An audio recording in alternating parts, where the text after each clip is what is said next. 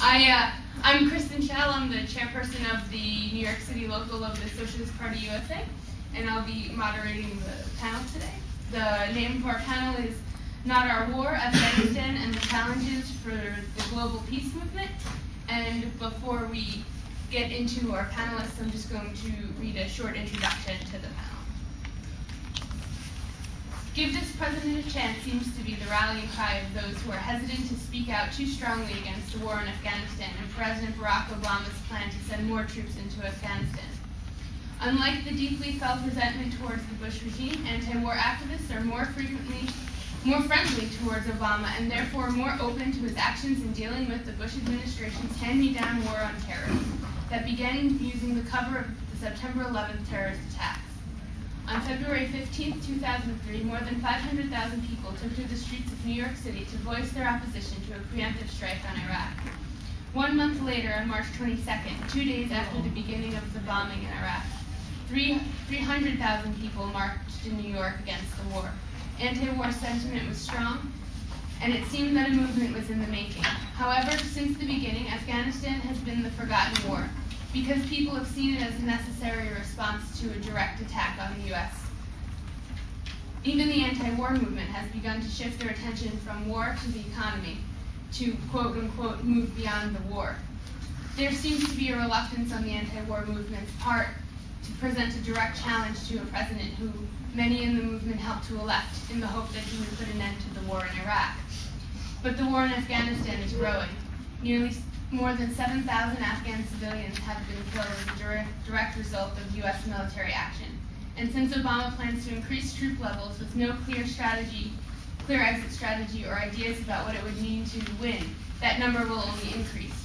In fact, according to September 11th Families for a Peaceful Tomorrow, since U.S. intervention, violence in Afghanistan has increased with shootings, ambushes, kidnapping, suicide attacks, and roadside bombings more prevalent than ever. Humanitarian efforts undermined, and warlords empowered. The occupation has done little to grant rights to Afghan women and girls, and has not curbed terrorism.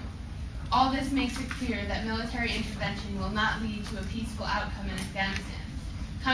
Consequently, we are left with questions about how to achieve a positive outcome in Afghanistan that leads to self-sufficiency, full rights for all citizens, and development of the country. The goal of this panel is to explore the existing conditions in Afghanistan and to discuss possible solutions to the current situation.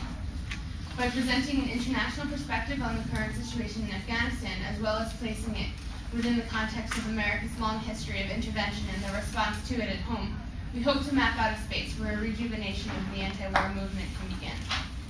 So our first speaker today is going to be Jonas Sjostedt. Okay. He lives in Brooklyn. He's a member of the New York City local Socialist Party and of the Swedish Left Party. He's a former MEP for 11 years. Your name again, please? My name is Jonas, and then my family name is Sjostedt. Spell it as you wish. So, I lived in Brooklyn for a couple of years, but I'm Swedish, and I represented my party, the Swedish Left Party, in the European Parliament for 11 years. And I'm active in both parties, the US Socialist Party and also the Swedish Left Party. But I'm here to bring a European perspective on the conflict. I'll tell you mainly about how we argue in Europe and how the situation is in those countries that send troops to the ISAF forces in Afghanistan. Sweden is one among the countries. And as well, all major left-wing parties in Europe oppose the war in Afghanistan, with similar arguments as the left in the US, I would say, and so do my party. And we ask for the withdrawal of our military forces from Afghanistan. I will tell you a little bit about the background, the history of Sweden and Afghanistan, because there is this relationship. You might think there wasn't one between those countries, but there is one. And also about our main arguments that we use. I also want to state that the opposition to the war is very widespread if you read opinion polls in Europe. It's very hard to find any sort of firm popular support for governments taking part in this conflict.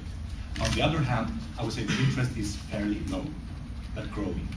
So there's no real support for the governments taking action, but except for a few countries, there is not much organized opposition or really intense debate. The interesting development in Sweden, as in many other countries, is that the resistance is spreading from the left wing deep inside the social democracy, even to liberals, that are realizing as years pass by and the conflict is only getting worse, that there is no strategy in Afghanistan. And we just have an open-ended mandate for our troops in a country far away.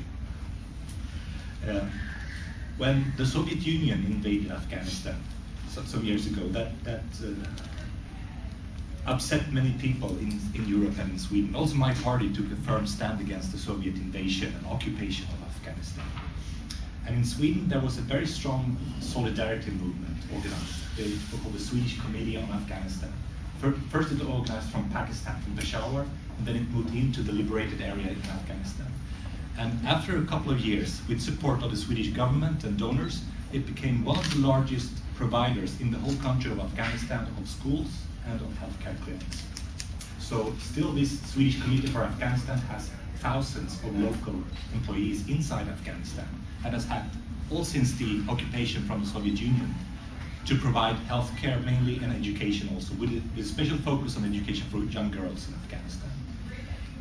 And the whole sort of aim of this has to be build a civil society and provide these services that the government never really provided to many Afghans. And also to argue in favor of an independent and democratic Afghanistan.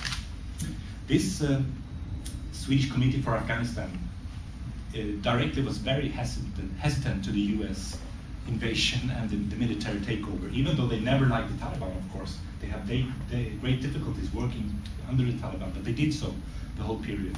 But they thought that in the perspective of Afghanistan's history, it was a very difficult mission to go in troops in Afghanistan. It would provoke serious resistance from the Afghanis, as we know that any invasion has done in the Afghan history. And I think at that point they made a very wise sort of stand on the military activities. And they also criticized the fact that you sort of gathered a number of warlords and formed a government to replace the Taliban.